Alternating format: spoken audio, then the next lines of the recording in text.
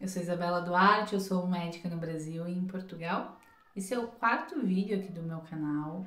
Hoje nós vamos falar um pouco sobre a segunda fase do processo de reconhecimento médico, que consiste numa prova prática e como eu me preparei para ela.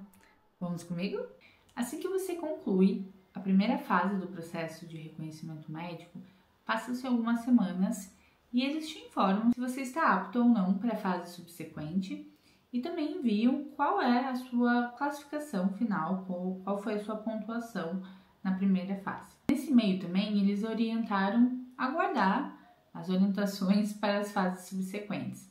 Então, eu não tinha uma previsão de quando seria a próxima fase. Uma coisa importante é saber que o calendário de provas das universidades, eles variam. Então, mais uma vez, por esse motivo é importante a decisão da universidade para a qual se vai fazer o processo. Mas um belo dia você recebe então um e-mail que informa o local, a data e qual serviço do hospital você deve se dirigir. Foi isso que estava descrito no meu e-mail, não dizia sobre professores, material a levar, como me identificar na hora de entrar no hospital, nada disso. Bom, por iniciativa própria, eu enviei um e-mail confirmando então a minha participação na segunda fase e questionando quais seriam os professores que eu deveria me dirigir. Essas eram as informações que eu tinha. Não existia nenhuma confirmação de qual seria a área médica que o meu paciente estaria internado, então como dirigir meu estudo a partir de então, né? Não tinha como saber, então ficava sempre muito nebuloso. Mas como eu me preparei? Assim que saiu a aprovação da primeira fase, eu já comecei a estudar para a segunda fase. E aí são provas distintas, né? Então a minha preparação para a segunda fase foi completamente diferente. Como você vai ter que examinar um paciente, você vai ter que coletar toda uma história clínica pormenorizada. O que eu tive que estudar foi semiologia médica e casos clínicos. E foi isso que eu fiz. Eu procurei as recomendações de semiologia médica da universidade, baixei, li esse arquivo e lá eles informavam como eles ensinavam os alunos a fazer então semiologia naquela instituição. E tomei aquilo como base. Também tinha o meu material de quando eu fui estudante lá no quarto semestre e eu tinha um livrinho que até hoje eu tenho comigo, que é um livro que eu comprei, que são de professores da universidade onde eu me formei no Brasil. Também estudei por ali. E os casos clínicos eu tinha alguma dificuldade, assim, porque enfim, por mais casos que eu pudesse estudar, sempre que tu vai ver um paciente real, é diferente, né? Então, uma coisa é a gente estudar um caso clínico teórico, outra coisa é um paciente real. Nesse processo, o que foi realmente decisivo foi estudar em grupo. Então, a gente juntou pessoas que estavam na mesma fase do processo de reconhecimento e a gente, cada dia, um colega elaborava um caso clínico e um outro colega ia ser o entrevistador, os demais assistiam, colaboravam com dúvidas, com perguntas no final, como se fosse uma banca. E dessa forma, a gente ia treinando sobre a ordem, né, de como fazer a anamnese, que eles orientam aqui. Então, desde a identificação do paciente, queixa principal, avaliação socioeconômica, história familiar, história médica pregressa, todos os pré-requisitos, né, exigidos numa boa anamnese. Treinávamos esse roteiro sistematicamente, fazíamos encontros pelo menos 4 vezes na semana e também revisávamos casos, porque então o colega que preparava o caso, ele não dizia qual era o tema.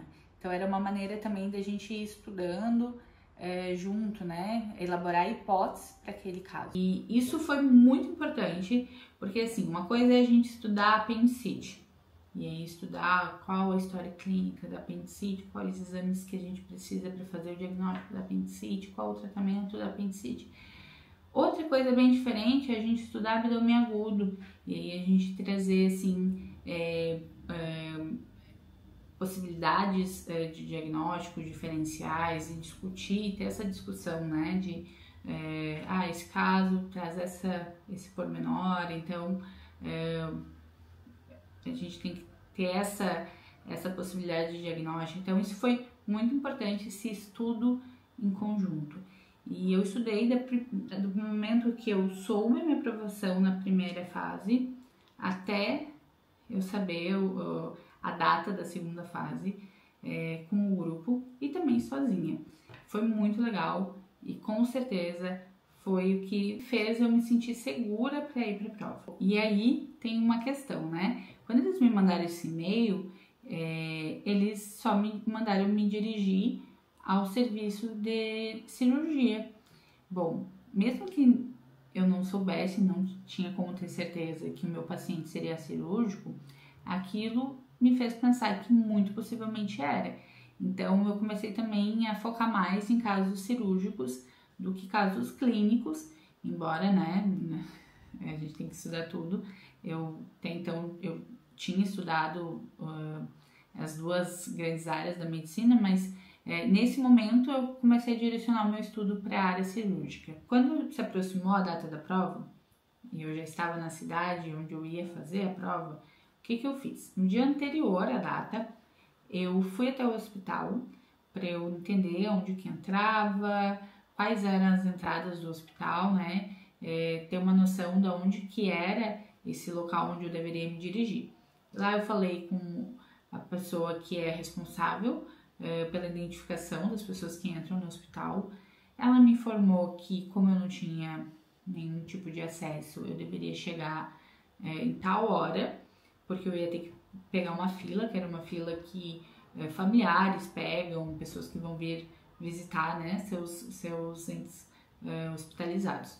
Então, essa fila demorava, era uma filinha, e eu tinha que, então, me identificar ali, e para pegar um crachá. Então, foi bom, porque, então, eu cheguei bem antes do horário que estava previsto a minha prova para fazer isso, né, para não ser pega de surpresa quanto a isso. E no dia da prova correu tudo certo, eu consegui entrar no hospital, consegui de forma rápida chegar no lugar onde dizia no e-mail. A professora foi muito receptiva, muito educada, nos deixou muito à vontade para fazer a prova. Os pacientes que ela selecionou, ela sorteou na hora, então cada aluna pegou, tinha mais duas meninas comigo, né? Então cada uma aluna pegou um paciente, ela nos levou até o paciente, nós tínhamos 1 hora para examinar o paciente, coletar a história clínica, e depois disso nós fomos para uma sala onde nós tivemos que elaborar esse relatório e com uma anamnese pormenorizada, com hipóteses diagnósticas, com o tratamento, com o prognóstico do paciente, com, enfim, um roteiro completo sobre o paciente que eu atendi. No dia posterior, a gente retorna ao hospital onde a professora que esteve nesse primeiro dia, junto com um outro professor,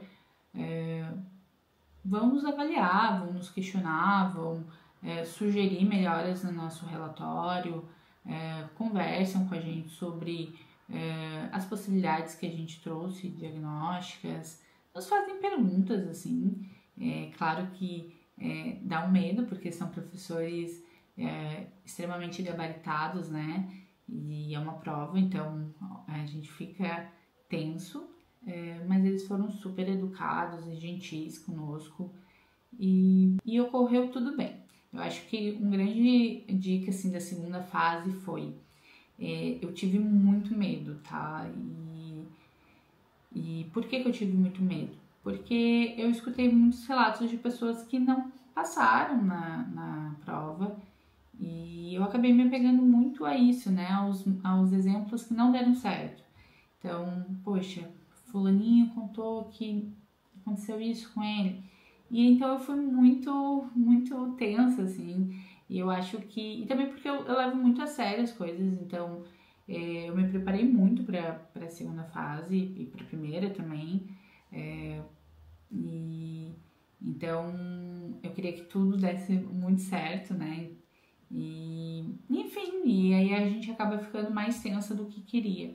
Então, a minha dica é: leve a sério, porque é um processo sério, estude, mas também confie na sua expertise, na sua vivência na medicina, no seu estudo, e seja educado, seja gentil, que tudo vai ocorrer bem. Esse foi o 4º vídeo aqui do canal. Eu espero ter ajudado, contando um pouquinho sobre como foi minha prova prática. E no próximo vídeo eu vou contar sobre como que foi a minha 3ª fase no processo de reconhecimento médico. Eu espero vê-los lá. Se você gostou, curte, compartilha, se inscreva aqui no canal. Pode deixar suas dúvidas na descrição do vídeo aqui embaixo, que eu irei respondê-la. Também tem o meu Instagram profissional, que você pode me procurar por lá. Até mais e até lá!